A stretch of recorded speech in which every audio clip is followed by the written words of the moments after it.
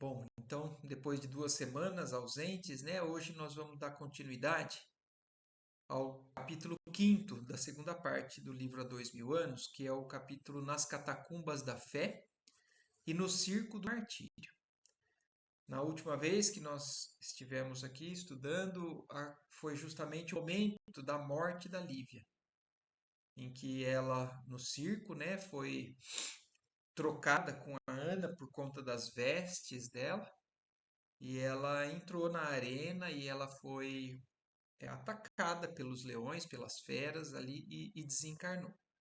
O Públio Lentulus ainda não tem certeza do que realmente aconteceu, mas ele já desconfia porque ficou sabendo que eram cristãos que estavam ali naquele momento, mesmo que isso não tinha sido aberto, né, por parte do imperador. E a Ana, que era a companheira dela, contou, chamou Públio Lentulus e conta toda a parte dela, né, o que ela presenciou, o que ela vivenciou. E Públio Lentulus, nesse momento, saiu meio desnorteado. Já era noite, fim de tarde, noite, né, ali em Roma. Ele sai da casa dele e vai em direção ao circo romano, lá onde estavam acontecendo os eventos. Já tinha acabado e, inclusive, ele se depara com uma cena bem grotesca, né?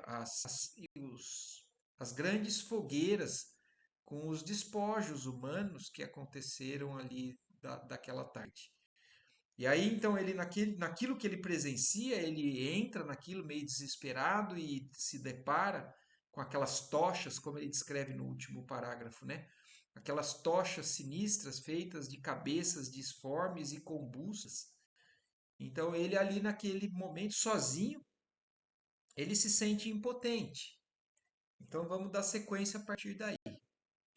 Dava largas aos pensamentos doridos de angústia e de revolta, como se o seu espírito não passasse de um tigre encarcerado no arcabouço do peito envelhecido, quando notou a presença de 2 soldados ébrios em luta por causa de um delicado objeto.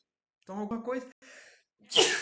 alguma coisa chama a atenção dele, né, naquele momento perdido, mas 2 soldados brigando por algum objeto, alguma coisa na mão deles, né? Que lhe chamou repentinamente a atenção, sem que conseguisse explicar o motivo do seu inesperado interesse por alguma coisa. Era um pequeno colar de pérolas, do qual pendia precioso camafeu antigo. Seus olhos fixaram aquele objeto estranho e o coração adivinhou o resto. Então ele sabia daquele colar que a Lívia tinha, que ela manteve, inclusive, né, de tudo aquilo que ele privou ela. Aquele colar com aquele camafeu do casamento deles era uma das coisas que ela mantinha. Ele o reconhecera. Aquela joia fora o presente de núpcias, feito à esposa idolatrada, e somente agora se lembrava do apego carinhoso da mulher ao camafeu, que lhe guardava o próprio perfil da juventude, recordando a única afeição da sua mocidade. Postou-se à frente dos contendores, que se formalizaram imediatamente em atitude respeitosa devida à sua presença. Interpelado com severidade, um dos soldados esclareceu humilde e trêmulo: Ilustríssimo, esta joia pertenceu a uma das mulheres condenadas às feras no espetáculo de hoje. Estão confirmando que eles tiraram daqueles que morreram, uma daquelas que morreram ali. Quanto quereis pelo achado? Perguntou Públio Lentulus sombriamente. Comprei-a de um companheiro por 2 sestércios. Entregai-ma, replicou o senador em tom ameaçador e imperativo. Os soldados entregaram-lhe o colar humildemente, e o senador, revolvendo as vestes, retirou pesada bolsa de moedas de ouro, jogando-a aos contendores num gesto de nojo e de supremo desprezo.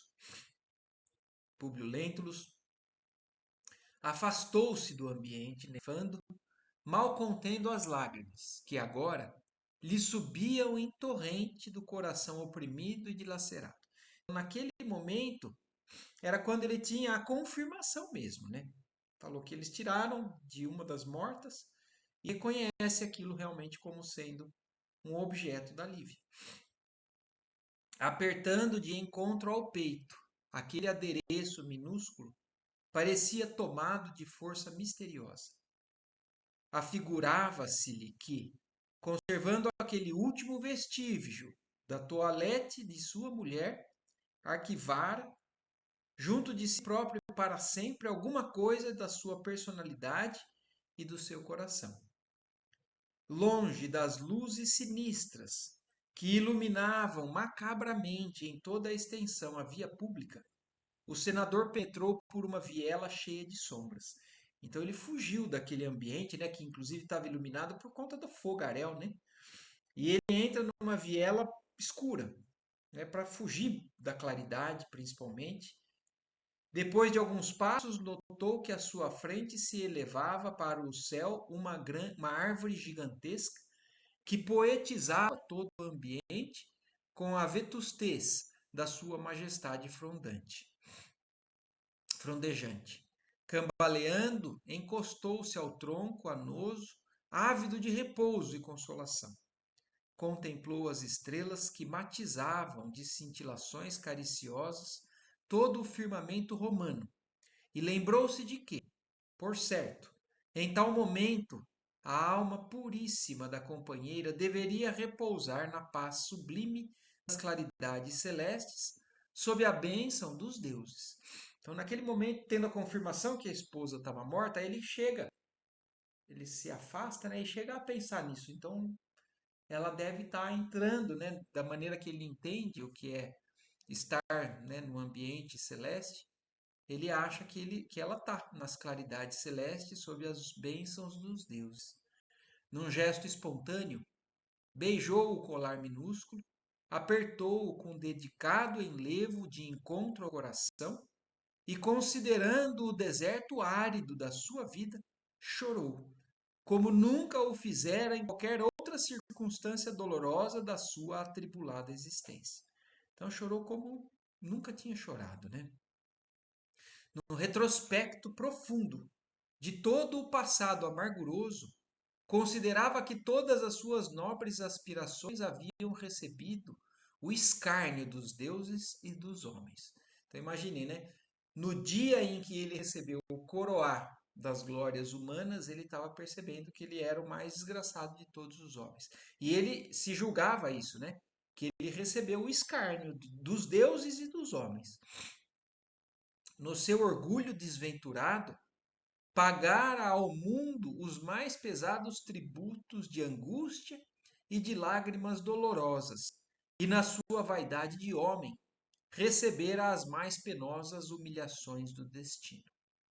Ponderava tardiamente que Lívia tudo fizera por torná-lo venturoso, numa vida de amor risonho, simples e despretensiosa. Recordou os mínimos incidentes do passado doloroso, como se o seu espírito estivesse procedendo à meticulosa autópsia de todos os seus sonhos, esperanças e ilusões na caligem do tempo. Como homem, vivera unido aos processos do Estado, que lhe roubaram os mais encantadores entretenimentos da vida doméstica, e como esposo, não tivera energia bastante para armar-se contra as calúnias insidiosas. Como pai, considerava-se o mais desgraçado de todos. Então imagina, está passando tudo pela cabeça de Públio. Tudo, uma retrospectiva da vida dele, do triunfo político, do trabalho dele, da vida com a esposa. Agora, como pai, o mais desgraçado de todos, porque perdeu um filho, a filha também não é feliz. De que lhe valia então a auréola do triunfo se ela lhe chegava com intragável cálice de amargura? De que lhe valiam agora as vitórias políticas e a significação social dos títulos de nobreza, bem como a vultosa expressão da sua fortuna, sob a mão implacável do seu impiedoso destino neste mundo? Quer dizer, o que valia tudo o que ele conquistou aos olhos, né, das conquistas humanas, mundanas? Perdiam-se as suas meditações em profundos abismos de sombra e de dúvidas amargas, quando lhe surgiu na mente atormentada a figura suave e doce do sublime profeta de Nazaré, com a riqueza indestrutível da sua paz e da sua humildade. Então, naquele turbilhão de ideias, né, consegue vir à mente dele, inclusive, a figura de Jesus, o encontro que ele teve com Jesus, as palavras que Jesus falou para ele, né, que falou para ele descer do orgulho, falou para ele que o poder do império que ele julgava muito poderoso não era nada. E ele não conseguiu, naquele momento, enxergar, captar e seguir. E segue por esse caminho que chega no auge da sua angústia, né? Da sua desilusão nesse momento da vida dele. Então, ele vem a figura de Jesus na mente dele com a riqueza indestrutível da sua paz e da sua humildade. Na plenitude de suas lembranças, então daquilo que ele teve como contato, né, pareceu ouvir ainda as extraordinárias advertências que lhe dirigia com a voz carinhosa e compassiva junto às águas marulhentas do Tiberíades. Recordando-se intensamente de Jesus. Então imagina, ele teve a oportunidade, ele não conseguiu entender, não conseguiu aproveitar, mas a vida, né, foi implacável com ele. E Jesus falou: você pode me seguir agora ou vai passar por tormentas para me seguir depois.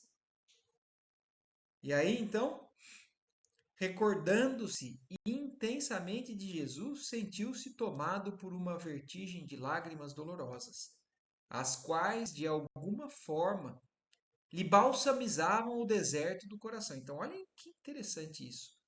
Apesar do arrependimento de não ter entendido na época, a lembrança de Jesus, naquele momento de dor, traz de alguma maneira um bálsamo naquele deserto que ele sentia interiormente. Ajoelhando-se sob fronde opulenta e generosa, qual o fizera um dia na Palestina, exclamou para os céus, com os olhos marejados de pranto, lembrando-se da força moral que a doutrina cristã havia proporcionado ao coração da esposa. Então também isso, né, influenciou para ele nesse momento. Não só, é claro que a figura de Jesus é o mais marcante, impressionante, mas o que Jesus fez na vida da Lívia, que nesse momento ele percebeu que ele perdeu, fez com que ele buscasse essa força moral, que ela, durante os 25 anos de sofrimento dela, sustentaram ela. Então, ele se lembrou dessa força moral que essa doutrina proporcionou à esposa, nutrindo-a espiritualmente para receber com dignidade e heroísmo todos os sofrimentos. Jesus de Nazaré. Então ele ajoelhado, né, suplica, lembrando e pensando nisso. Disse com voz súplice e dolorosa: foi preciso perder-se eu o melhor e o mais querido de todos os meus tesouros, para recordar a concisão e a doçura de tuas palavras. Não sei compreender a tua cruz, e ainda não sei aceitar a tua humildade dentro da minha sinceridade de homem. Então ele reconhece que ele ainda não consegue entender, mas ele já consegue enxergar que ali está o apoio principal, que ali é a fonte inesgotável de segurança, de felicidade verdadeira, de força, né? Então não sei compreender a tua cruz e não sei aceitar a tua humildade dentro da minha sinceridade de homem. Mas se podes ver a enormidade de minhas chagas, vem socorrer ainda uma vez meu coração miserável e infeliz. Então ele consegue fazer uma oração sincera para Jesus, né? Naquele momento de desespero. Penosa crise de lágrimas sobreveio a essa invocação tocada de uma franqueza rude.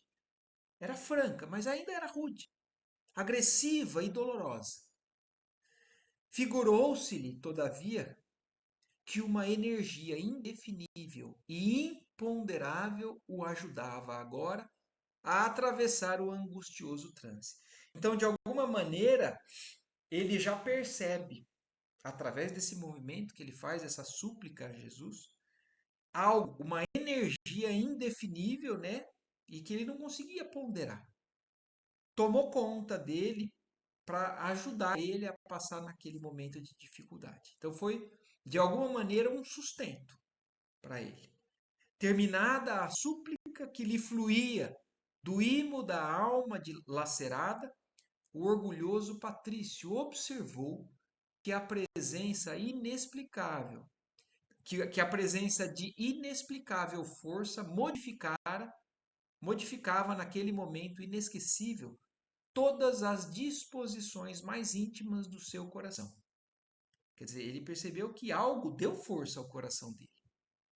E conservando-se genuflexo, notou com a visão interior do seu espírito que a seu lado começava a surgir um ponto luminoso que se desenvolveu prodigiosamente na dolorosa serenidade daquele penoso instante de sua vida, surpreendendo-se com o fenômeno que lhe sugeria ao pensamento as conjecturas mais inesperadas. Então, independente de compreensão ou não, ele perdido naquele deserto interior e pedindo auxílio ao alto no momento através da figura de Jesus, algo já vem ao socorro dele. Mesmo sem entender, mesmo sem se entregar, mas aquela súplica sincera, ainda meio tosca, né, meio rude, já foi suficiente para sustentar o coração dele, aquela dor que ele passava. E ele percebeu que um ponto luminoso começava a se desenvolver ali perto dele. Por fim, aquele núcleo de luz tomava forma. E diante de si viu a figura radiosa de Flamínio Severus, que lhe vinha falar na tormentosa noite de sua infinita amargura. Então, olha como vem o auxílio de Jesus. Apesar de tudo de errado que ele fez, o arrependimento, o sincero, a dor que ele estava sentindo, aquela súplica, Jesus não apareceu para ele de novo, mas mandou alguém que ele respeitava e que, de certa forma, também conseguia levar consolo, levar algum amparo para ele. E então Flamínio Severus aparece para ele ali em espírito. Públio reconheceu-lhe a presença. Surpreendido e espantado, identificou-lhe os traços fisionômicos e as saudações acolhedoras, como se dirigia a ele na terra. Quer dizer, Flamínio, inclusive, chega e cumprimenta ele como sempre cumprimentava. Seu semblante era o mesmo, na doce expressão de serenidade, agora tocada de triste e amargurado sorriso. Ostentava a mesma toga de barra purpurina, mas não apresentava o aspecto marcial e imponente dos dias terrestres.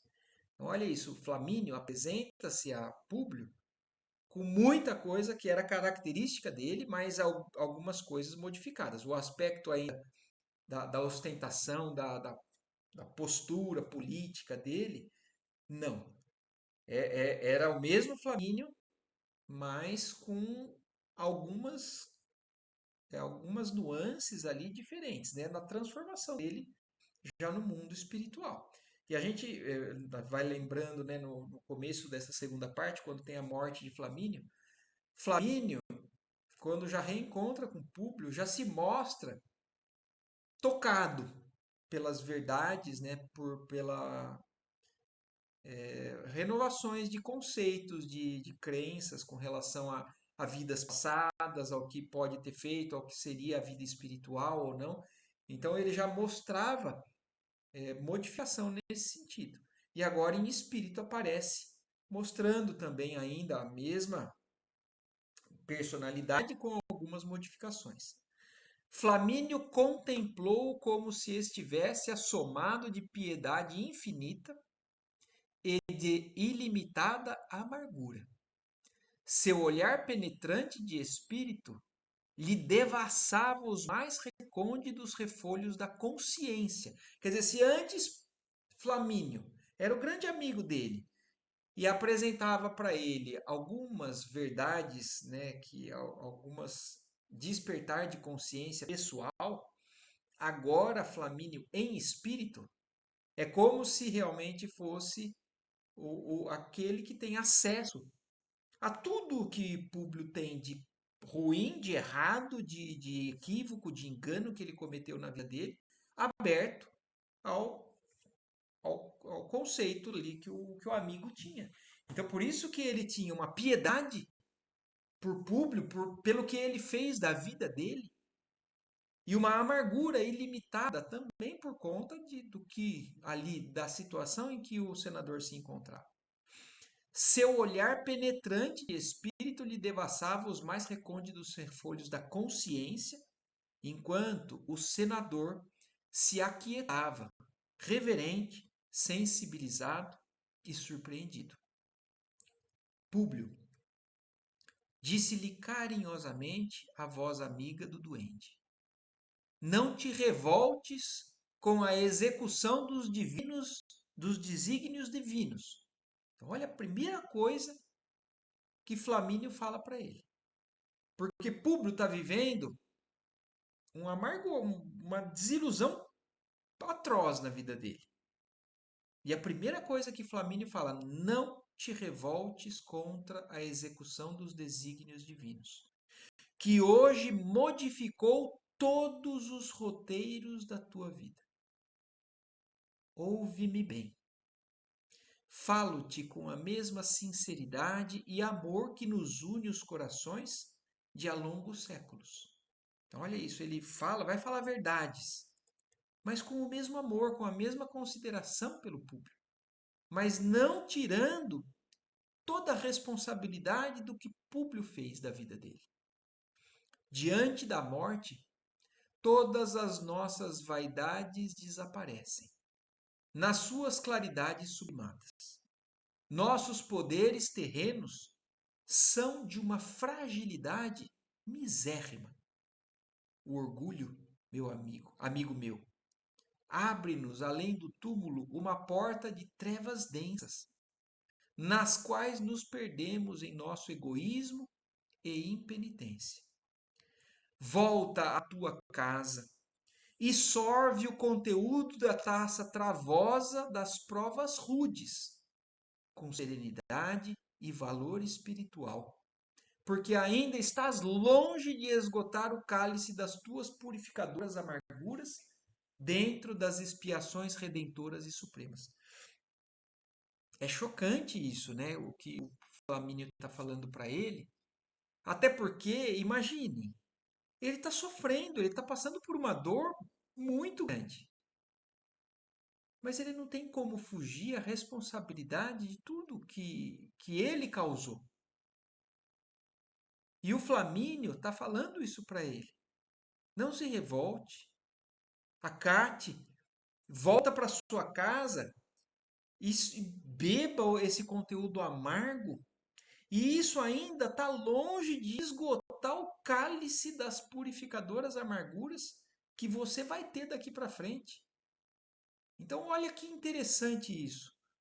Apesar de, em algum momento das nossas vidas ou da vida de qualquer uma das pessoas que a gente possa estar tentando ajudar ou entender, apesar do reconhecimento, né, do caminho errado, do erro cometido, isso não isenta a criatura das responsabilidades assumidas por tudo de errado que fez. Então, ele está de encontro agora com tudo que ele fez de errado, ele está começando a colher a semente, o fruto daquela sementeira ali atrás. E o amigo dele, o grande amigo dele, está sendo sincero. Fala assim: isso aqui vai ser só o começo da sua jornada redentora. É uma jornada para cima, mas não tem como você se revoltar contra o que você mesmo produziu. As grandes dores sem remédio no mundo hão de abrir para o teu raciocínio um caminho novo. Olha isso. As grandes dores sem remédio no mundo, quer dizer, são dores que não vai ter nada do que o mundo pode te oferecer que vai te aliviar. Mas isso que aparentemente é muito cruel é o que vai abrir o seu raciocínio a um caminho novo nos eternos horizontes da crença. Nossos deuses são expressões de fé respeitável e pura, mas Jesus de Nazaré é o caminho, a verdade e a vida. Olha que lindo isso, Flamínio Severo já falando para ele, porque já está aberto às verdades. Assim, nossos deuses são respeitáveis, mas Jesus é o caminho, é a verdade, é a vida. Enquanto nossas ilusões sobre Júpiter, eram os deuses da época, né, nos levam a render culto aos mais poderosos e os mais fortes, considerados como prediletos de nossas divindades, pela extensão valiosa dos seus ricos sacrifícios, os ensinos preciosos do Messias Nazareno nos levam a ponderar a miserabilidade dos nossos falsos poderes à face do mundo. Olha isso, ele está mostrando a verdade. É tudo ilusão, esse poder, essa riqueza que o mundo oferece. E isso não é só naquela época, no Império Romano, para esse senador, para aqueles políticos da época. Isso é para todos nós. O poder, a riqueza, os valores materiais são muito pequenos perante a tudo o que Jesus veio e nos ensinou. Olha lá, nossos falsos poderes à face do mundo, abraçando os mais pobres e os mais desventurados da sorte, como a impelir todas as criaturas o caminho do seu reino, conquistado com o sacrifício e o esforço de cada um, em demanda da única vida real, que é a vida do Espírito. Então, a vida real não é essa que a gente vive aqui, é a do Espírito. Hoje sei que perdeste um dia a tua sublime oportunidade. Então, olha o que Flamínio também está falando agora para Públio. Porque Flamínio não tinha tido a informação ou a noção verdadeira do que era a oportunidade que Públio Lentulus teve na presença do Cristo, lá nas margens do Tiberíades. Então, hoje, Flamínio do lado de lá já tem consciência de que Públio teve uma oportunidade e desperdiçou.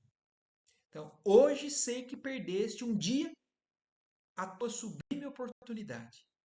Mas o Filho de Deus Todo-Poderoso, na sua piedade infinita e infinito amor, atende agora ao teu apelo. Olha isso, mostrando como isso, o que está acontecendo ali, é uma resposta de Jesus ao apelo que Públio fez a ele, mandando Flamínio. Permitindo que a minha velha afeição venha balsamizar as feridas dolorosas do teu coração atormentado. E olha de que maneira Flamínio vem balsamizar as feridas dolorosas, falando as verdades, não deixando de ser sincero quanto às verdades, às responsabilidades, à dura realidade que Públio se encontrava. O senador deixou que todo o seu pensamento se perdesse na tempestade das mais abençoadas lágrimas de sua vida. Arfando nos soluços da sua compunção, suplicava mentalmente: Sim, meu amigo e meu mestre, eu quero compreender a verdade e almejo o perdão das minhas faltas enormes. Então, olha isso daqui. Ele quer compreender, quer dizer, ele não entende, mas ele quer compreender. E ele deseja o perdão das faltas que ele cometeu. Então, o arrependimento dele e o desejo de seguir, por mais que ele tivesse dificuldade, mas no caminho certo. Flamínio, inspiração de minha alma dilacerada, sê o meu guia na tormentosa noite do meu triste destino. Vale-me com a tua ponderação e bondade. Toma-me de novo pelas mãos e esclarece-me o coração no tenebroso caminho. Que fazer para alcançar do céu o esquecimento de minhas faltas? Então, olha isso, ele está angustiado, sofrendo e sincero, pedindo ajuda a Flamínio. E falando, o que eu posso fazer? Me ajuda, o que eu faço para alcançar o que o céu esqueça tudo que eu fiz. Me perdoe em tudo que eu fiz. A serena visão, como se houvera comovido intensamente ao receber aquele apelo, tinha agora os olhos iluminados por piedosa e divina lágrima. Aos poucos, sem que Públio pudesse compreender o mecanismo daquele fenômeno insólito, observou que a silhueta do amigo se diluía levemente na sombra. Olha isso, aí naquele momento, depois que Flamínio fala, que Públio se dirige a ele pedindo ajuda, o que eu faço? A luz do amigo começa a apagar. Então, aquele espírito que ele estava vendo começa a se desaparecendo, né? Diluía levemente na sombra, afastando-se da tela das suas contemplações espirituais. Mas, ainda assim, percebeu que seus lábios murmuravam piedosamente uma palavra. Quer dizer, Flamínio foi embora, estava indo embora. Mas ele não deixa de responder com uma palavra qual é o caminho para Públio começar a se redimir. E ele fala: perdoa. Aquela suave recomendação caiu-lhe na alma como bálsamo dulcificante. Sentiu então que seus olhos estavam agora abertos para as realidades materiais que o rodeavam, como se houvera acordado de sonho edificante. Sentiu-se algo aliviado de suas profundas dores e levantou-se para retomar com decidido valor o fardo penoso da existência terrena. Quer dizer, o resultado desse encontro espiritual foi força para enfrentar a vida da maneira que a vida se apresentava para ele agora. Regressando a casa, por volta das 22 horas, ali encontrou Plínio e Flávio, que o esperavam aflitos. Então, olha isso, já eram 10 da noite, quando ele volta do circo e encontra Plínio, filho de Flamínio, né? E esposo da Flávia, e ela e a Flávia esperando eles aflitos. Vendo-lhe a fisionomia fundamente abatida e transfigurada, a filha ansiosa o abraçou num transporte de ternura indefinível, exclamando em lágrimas: meu pai querido, até agora não nos foi possível obter qualquer notícia. Quer dizer, ela está ali tentando dizer para o pai que não tem mais, ainda não teve notícia da mãe. Públio Lentulus, porém, fixou nos filhos o olhar triste e desalentado, enlaçando-os silenciosamente. Em seguida, chamou-os ao gabinete particular para onde determinou, igualmente, a vinda de Ana. E os quatro, em conselho de família, examinaram emocionadamente os inolvidáveis sucessos daquele dia de provações aspérrimas. Então aí ele chama, né, na presença de Ana e dentro ali do gabinete dele, conta tudo para eles, para os dois que não sabiam ainda, né, de tudo o que aconteceu. Que a Ana tinha contado e ele confirmou lá no próprio local. À medida que o senador transmitia aos filhos as revelações penosas de Ana, quer dizer, falando que a Ana contou, que lhe acompanhava as palavras extremamente comovida, via-se que Flávia e o esposo traduziam no rosto as emoções mais singulares e mais fortes, sob a angustiosa impressão daquela narrativa. Ao fim do minucioso relato, Plínio Severus, quer dizer, então depois que Públio falou tudo, contou tudo, aí Plínio Severus exclamou no seu orgulho irrefletido: mas não poderíamos imputar toda a culpa dos fatos a essa mísera criatura que há tantos anos serve indignamente a vossa casa? Quer dizer, aí no primeiro momento, Plínio Severus quer culpar alguém. E quem pode ser culpada? A Ana. Por quê? Primeiro porque Ana provavelmente desvirtuou a Lívia, levando ela a ser uma cristã. Ou não, principalmente pelo fato de que a Ana foi salva porque estava vestindo a roupa da Lívia. Então, o principal fato seria esse.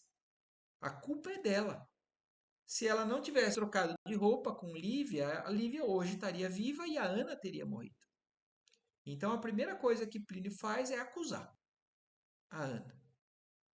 Assim se pronunciando, o oficial apontava à serva, que baixou a cabeça humildemente, rogando a Jesus lhe fortalecesse o espírito para o testemunho daquele momento, que adivinhava penoso para os sentimentos mais delicados do seu coração. Públio Lentulus pareceu participar da opinião do genro. Então, olha que interessante isso. Públio está reconhecendo a desilusão, arrependido de tudo que ele cometeu de erro no passado, ouviu todas as recomendações de Flamínio, houve o pedido de perdão para que ele perdoasse, mas no fundo ainda, né, ele concordava. Alguma coisa dentro dele pedia condenação, punição a alguém. Então, Públio Lentulus pareceu participar da opinião do genro. Contudo, afigurou-se-lhe que as palavras de Flamínio ainda lhe ressoavam no ádito da consciência e respondeu com firmeza. Então, naquele momento, apesar de intimamente ele querer reagir com orgulho, que era o que ele ainda carregava, que estava sendo desmoronado, desconstruído. Mas as palavras de Flamínio ajudaram ele nesse momento. E ele, então, nesse momento de princípio de uma transição, já chacoalhado a ponto, né, de botar ele para começar a reagir diferente. Então, a voz de Flamínio fala intimamente e ele responde com firmeza: Filhos, esqueçamos os julgamentos apressados e, se bem reconheça a falta de Ana aceitando as vestes de sua senhora, quero venerar nesta serva a memória de Lívia para sempre. Então, olha já uma mudança radical de postura de Públio Lentulus frente a tudo que ele sempre tinha sido até então. Então, ele, apesar de reconhecer a falta de Ana, eu quero venerar a memória da Lívia nela, para sempre.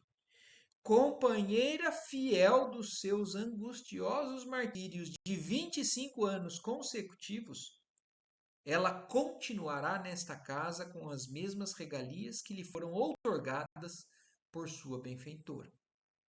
Apenas exijo que o seu coração saiba guardar os nossos lúgubres segredos desta noite, porque desejo honrar publicamente a memória de minha mulher, depois do seu tremendo sacrifício naquela festividade da infâmia.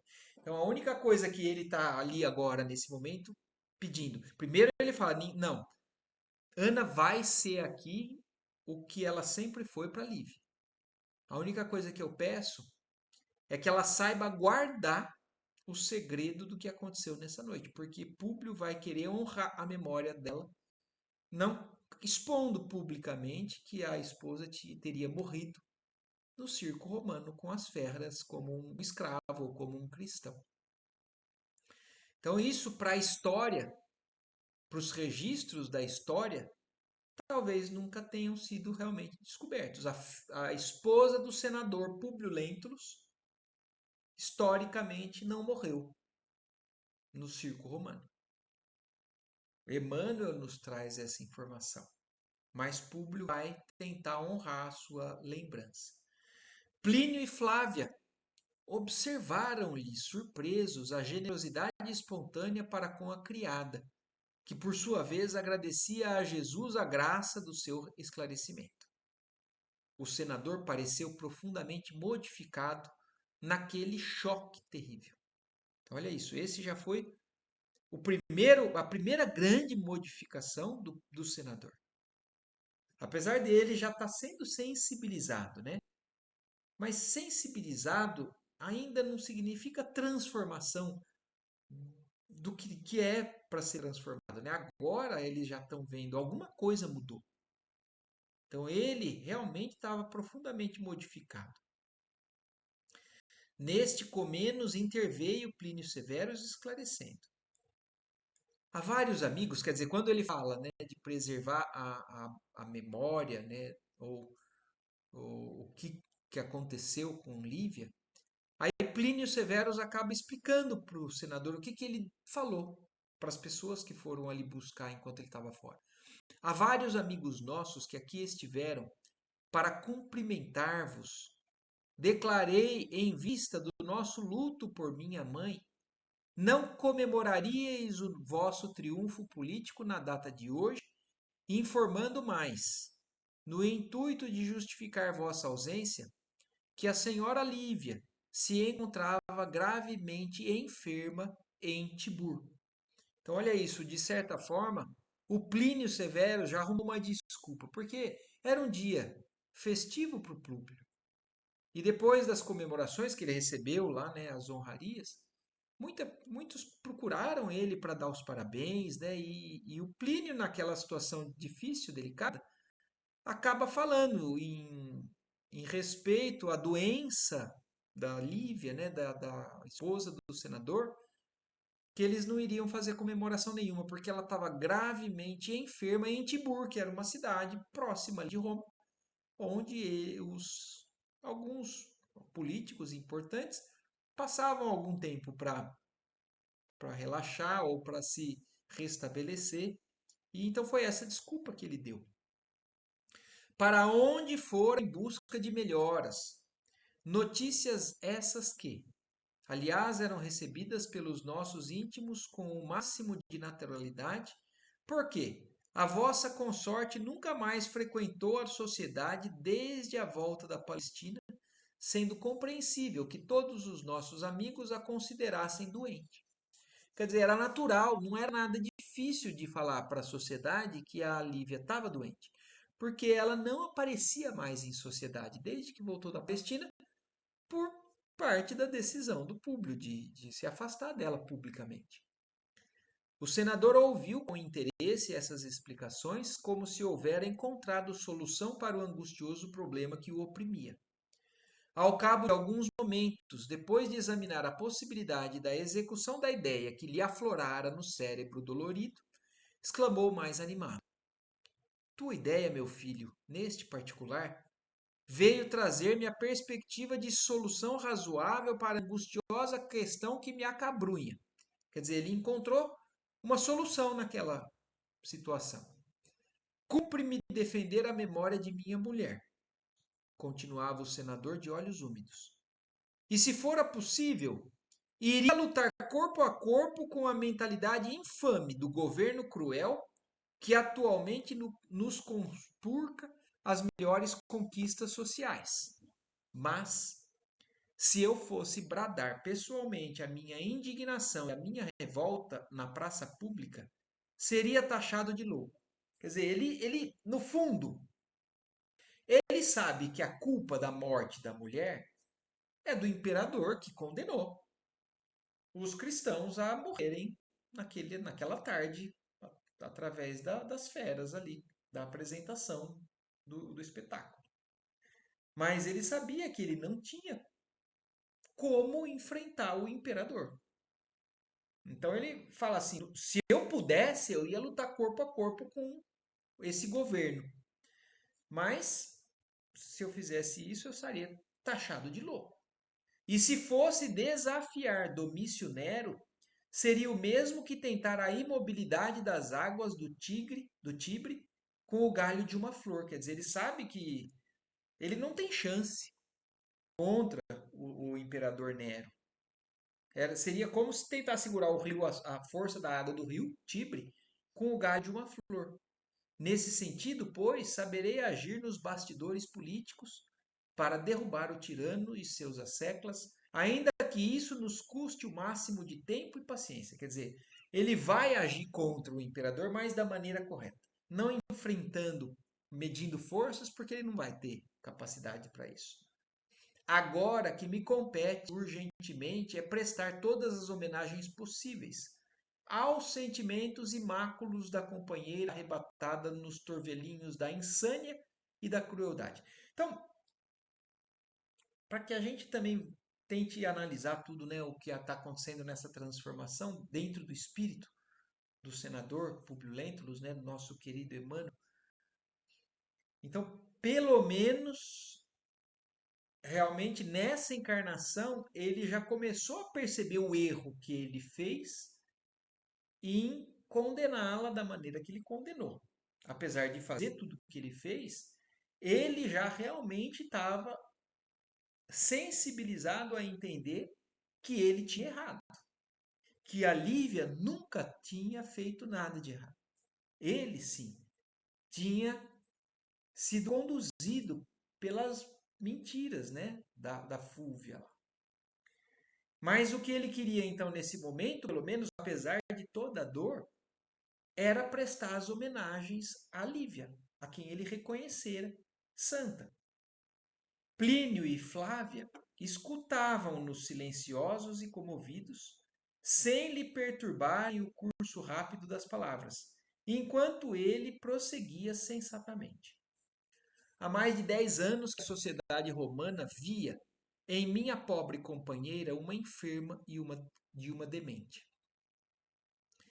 E já que os nossos amigos foram avisados de que Lívia se encontrava em Tibur, talvez aguardando a morte, partirei para lá ainda esta noite, levando Ana em minha companhia.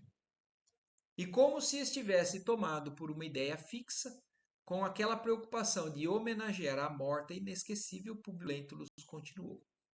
Nossa casa em Tibur está agora desabitada, porque há mais de 20 dias Filopátor foi a Pompeia, obedecendo a determinações minhas. Chegarei lá com Ana, quer dizer, já está maquinando tudo na cabeça. Como fazer para realmente passar a ideia de que aconteceu realmente o que eles vão dizer. Então eu falo assim, em Tibur não tem ninguém, porque quem estava lá saiu amando dele. Então, ainda hoje, ainda naquela noite, ele iria com Ana até lá. Chegarei lá com Ana, levando uma urna funerária, que para todos os efeitos encerrará os restos da minha pobre Lívia. Nossos servos devem partir amanhã igualmente, quando então mandarei mensageiros a Roma. Quer dizer, ele indo sozinho com Ana, não vai levantar suspeita por parte de nenhum outro servo, que não vai encontrar a Lívia lá. Então eles vão chegar e falar que a Lívia morreu e eles já vão levar uma urna funerária, né, e vai botar as cinzas dela já lá dentro. E então, igualmente, mandarei mensageiros a Roma, cientificando-lhes do acontecimento por satisfazer as pragmáticas da vida social. Em Tibur, prestaremos à memória de Lívia todas as homenagens, transladando em seguida publicamente as cinzas para aqui, onde farei celebrar as mais solenes exéquias na visitação pública, testemunhando assim, embora tardiamente, minha veneração pela santa criatura que se sacrificou por nós a vida inteira. Então ele iria fingir que lá foi, morreu, lá foi cremada, lá faz também todo o ritual, porque existia um ritual a ser feito, e inclusive por parte da religião deles lá, né? Tinha que ser cumprido. E aí ele já levaria para Roma as cinzas. E aí só que surge um problema, que Plínio lembra ele, né? Mas e a incineração? Quer dizer, quem é que vai presenciar a incineração se não vai ter nada para ser incinerado? Não vai ter um corpo para ser transformado em cinzas. E isso provavelmente existia um ritual por parte dos sacerdotes. Então, e a incineração? Perguntou Plínio Severus prudentemente, ao conjecturar o êxito possível do projeto, quer dizer, achando que ali poderia ter algum problema. O senador, porém, não hesitou, resolvendo o assunto com a habitual energia das suas decisões. Se essa cerimônia requer a presença dos sacerdotes, saberei conduzir-me junto ao ministro do culto na cidade, alegando o desejo de tudo fazer no mais reduzido círculo da minha intimidade familiar. Quer dizer, ele vai conseguir e vai pedir ao sacerdote que ele tenha concessão para fazer isso na intimidade familiar dele, sem a presença de ninguém externamente. O que resta tão somente é esperar de vocês que me ouvem silêncio tubular sobre as providências dolorosas desta noite, a fim de não ferirmos as suscetibilidades do preconceito social.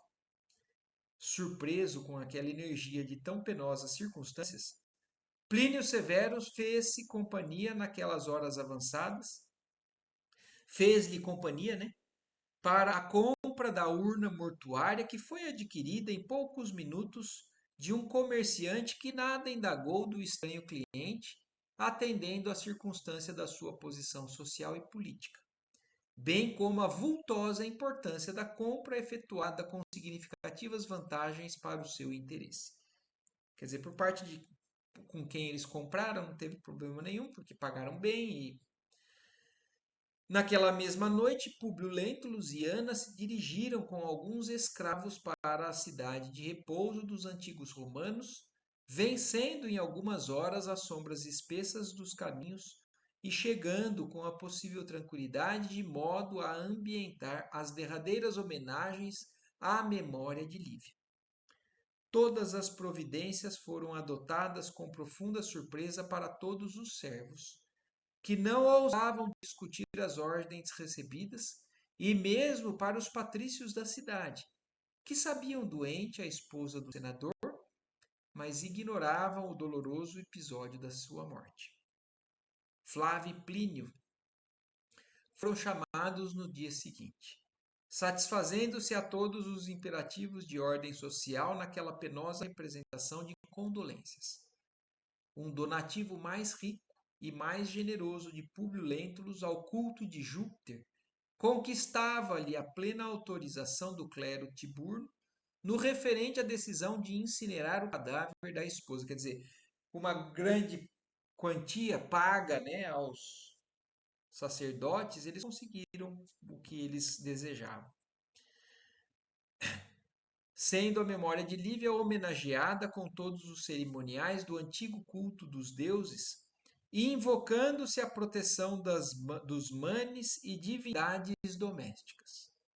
Numerosos portadores foram expedidos a Roma, e daí a 2 dias a urna funerária chegava à sede do império, penetrando pomposamente no palácio do Aventino, onde a esperava um soberbo catafalco. Durante 3 dias sucessivos, as cinzas simbólicas de Lívia estiveram expostas à visitação do povo, tendo o senador mandado distribuir vultuosos donativos e alimentos em dinheiro à plebe que viesse prestar as últimas homenagens à memória da sua morte querida, da sua morta querida. Longas romarias visitaram a residência, dia e noite, dando-lhe o aspecto imponente de um templo aberto a todas as classes sociais. Toda a nobreza romana, inclusive o cruel imperador, se fez representar nas pompas daquelas exéquias, que eram como que uma expressão de remorso e uma tentativa de reparação da parte do esposo amargurado. Públio Lentulus considerava que, somente assim, poderia agora penitenciar-se publicamente a respeito de sua mulher, que voltava a ocupar o lugar de veneração no círculo numeroso de amizades aristocráticas da sua família. Quer dizer, ele já tinha o desejo de se redimir perante ela, né? Ele queria, inclusive na coroação dele, entregar as honras a ela, coisa que não aconteceu, mas ali ele já estava começando a se sentir conseguindo devolver a ela a dignidade que ele tinha tirado. Terminado o último número daquelas cerimônias, o senador fez questão de que a filha e o genro, bem como a Agripa, passassem a residir no palácio do Aventino em sua companhia, no que foi atendido, em caráter provisório, segundo asseverava Plínio a mulher. E naquela mesma noite, com a alma dilacerada de saudade e de angústias, transportou em companhia de Ana todos os objetos de uso pessoal da esposa para os seus aposentos particulares. Então, olha isso. Para concluir, ele pediu, porque a esposa vivia num aposento separado, né? Então, com a ajuda de Ana, ele pediu para que fosse restituído tudo ao seu aposento particular. Terminada a tarefa, Públio Lentulus exclamou para a serva com singular interesse: Tudo pronto? Recebendo resposta afirmativa, insistiu, como se faltasse ainda alguma coisa, referindo-se à cruz de Simeão. Então, olha que interessante. Públio Lentulus estava interessado em restituir tudo da Lívia para o quarto dele, inclusive aquela cruz a quem ela devotava boa parte do tempo dela em orações. Então, e ele pergunta para Ana, referindo-se à cruz de Sião, guardada cuidadosamente pela dedicação de Ana, como se mais ninguém pudesse apreciar a significação especial daquele tesouro. Onde está uma pequena cruz de madeira tosca que minha mulher tanto venerava? Ah, é verdade, exclamou a serva. Então a Ana achava que ele não tinha a intenção daquilo também. E a Ana guardava aquilo com todo carinho. E quando ele pergunta, ela fala: É verdade, exclamou a serva, satisfeita por observar a modificação daquela alma austera. E retirando do seu quarto a modesta lembrança do apóstolo de Samaria, entregou-lhe com referência afetuosa. O senador então colocou-a no móvel secreto. Todavia, quem lhe acompanhasse a existência amargurada poderia vê-lo todas as noites na solidão do seu aposento, junto do precioso símbolo das crenças da companheira. Quando as luzes do palácio se apagavam de leve, e quando todos buscavam o repouso no silêncio da noite, o orgulhoso patrício retirava do cofre de suas lembranças mais queridas a cruz de Simeão. Olha isso. Então aí toda noite ele passou a ele tirar aquilo. O camafeu era para ele uma lembrança da Lívia, mas a cruz de Simeão passou a ser talvez mais importante ainda, porque era onde Ana concentrava as suas orações. A Ana não, a Lívia, né? E ele passou a fazer isso todas as noites. Ajoelhado, qual o fazia Lívia, parava a máquina do convencionalismo mundano para meditar e chorar amargamente. Então, aqui nós encerramos, né, então, esse capítulo, mostrando, né, essa grande mudança que começa a acontecer. Por mais que seja com tanta dor, com tanta... O que importa é que ele está mudando, né? Então, o que é para um cristão morrer como morreu, se alcançou a presença celeste do Cristo, né? Para Lívia, então, além de conseguir direcionar o marido tão duro, se isso fosse o necessário para reconduzir essa alma a esse caminho, o que passou é o de menos, apesar de materialmente ser tão cruel, tão sofrido. Então a gente já começa a ver com outros olhos o sofrimento, a morte da Lívia, se isso realmente trouxe a renovação, o início, o princípio, né, da renovação dessa alma, que é Emmanuel, né, é quem assina aqui.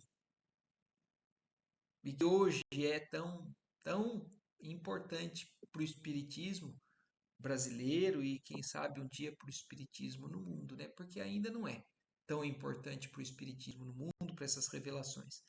Mas para nós, os que vivem o espiritismo que Chico nos trouxe, é é um grande norte, é um facho de luz para todos nós. E aí, então, a gente encerrando esse capítulo, semana que vem a gente entra no capítulo 6, Alvoradas do Reino do Senhor. Ô, Marco, Oi, Ádila. aquela pergunta assim, ele, agora que eu perguntar, vocês vão falar, pelo amor de Deus, Nádia, ele demora muito para morrer? Ele passa muito tempo? Ele vai morrer só no finalzinho do livro Do para livro. partir? Eu não posso adiantar muito, né? Não, Mas não ainda tem precisa. bastante coisa para acontecer na vida dele, Mas assim. por que que eu estou perguntando? Porque eu estou pensando no sofrimento dele, o tanto que ele não vai passar sem ela agora. Sim, sim. Mas então, é isso que fica claro, né, Ádila? O querer seguir o caminho certo já não transforma a pessoa. Então, ele tem já o desejo, ele já reconhece o erro e já tem o desejo, mas o processo de reparação, Ádila, não é tão simples assim, da transformação, da consolidação da transformação.